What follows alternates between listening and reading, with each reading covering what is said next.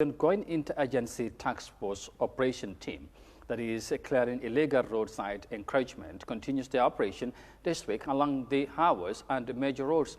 Now, this is bringing a lot of challenges on roadside vendors, most of whom have fallen victims of the demolition with their livelihood activities now hanging in the balance. Now, with their income at stake, these vendors are feeling the impact of enforcement actions. Many of them said they depend on the highway trades to support themselves and their families, saying the crackdown on their shops has left them in some deplorable condition and uncertainty about their future. Here's more details of that in this report by Yahya Jammeh.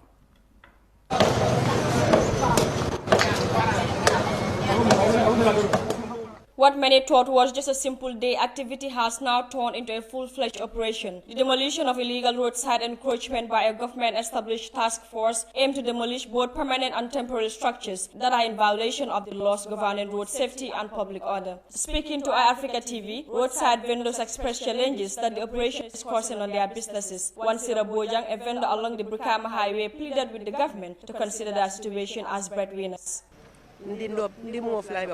My situation is critical. I have 2 college children and a high school one. Others are at home. I have a 75-year-old husband who is not working too. So I have all the responsibilities in my plate, and I have extra kids with me here who help me to sell. So you can see I am responsible for all my children's feeding and school fees. All I want is to plead with the government to consider our situation. We are really struggling. We don't mind distancing from the highway, but we just need to feed our families.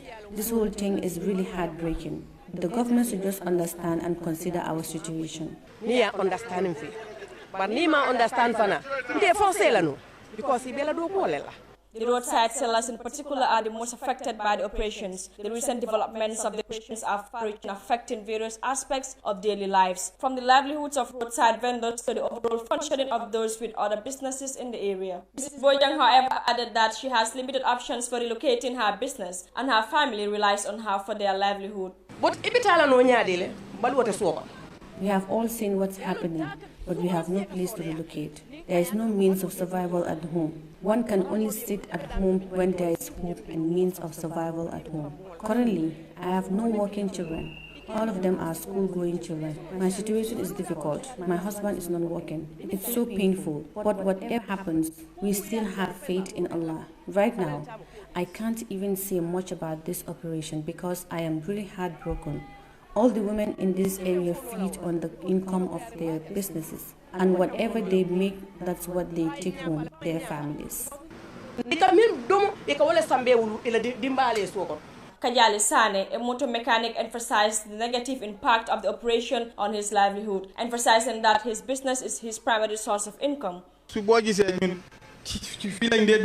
As you can see, my primary source of income comes from this garage, so the government should ask us to go out without compensation or a place to relocate to.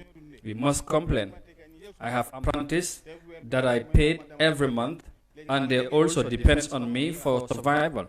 So, if I should relocate out from this place to another, I will be affected, and my workers too will be affected, because that is where their survival comes from too. The recent operation has had a significant impact on various aspects of daily life. One group that has been particularly affected is the roadside vendors, whose livelihood depends on their ability to operate along the road. These operations have also had broader implications on the overall functioning of other businesses in the area. Yahya Jammeh reporting for Eyeafrica News.